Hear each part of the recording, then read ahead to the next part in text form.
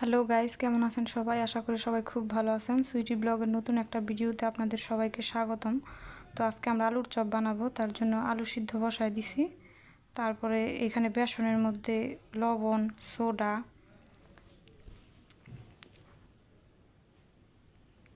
হলুদ গুঁড়া,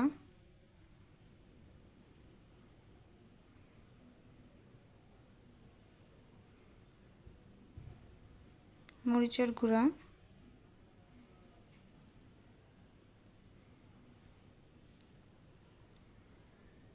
আর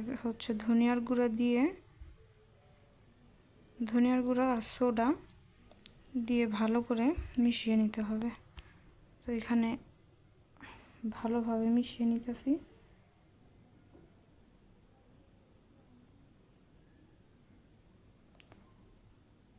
আর এইখানে হলো সিদ্ধ করা আলু আর মরিচ ডলা হইতেছে।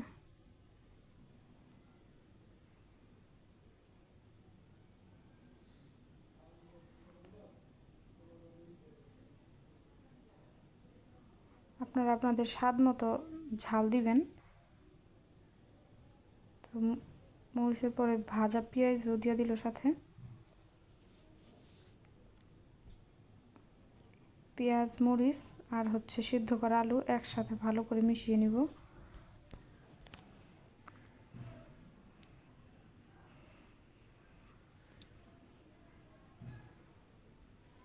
তো আমাদের আলু মাখার শেফ।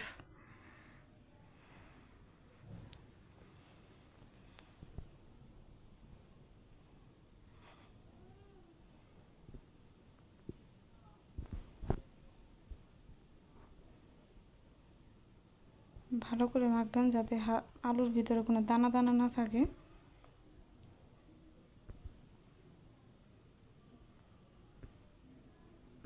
এরপরে কড়াইয়ের মধ্যে দিয়ে দিবেন আলুর চপ। তো অনেক চেষ্টা করছি কড়াইটারে ফিল্টার দিয়ে পরিষ্কার করার, কিন্তু পারি নাই। তো কড়াইটারে সবাই অ্যাভয়েড করবেন। আর কিভাবে ফিল্টার দিয়ে পরিষ্কার করতে হয় এটা শিখা নিব। এটার জন্য কোনো বাজে কমেন্ট করবেন না।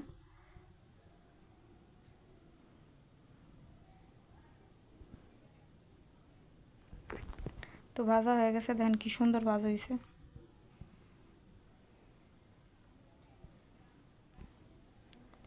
এরপরে সস বানায় নিতেছে।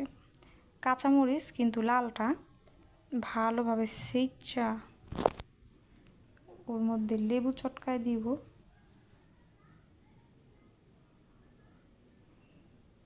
এখানে আমড়া মাখা হয়েছিল। তো এখানে লেবু জল আর ছেঁচা মরিচের মধ্যে বিট লবণ দিয়ে দিলাম।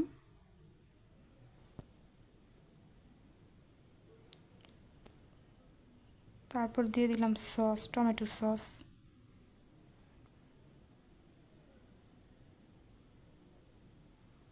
এরপর লবণ। তো সবগুলো উপকরণ ভালোভাবে মিশিয়ে নিব। এইভাবে গুইটা মিশিয়ে নিব।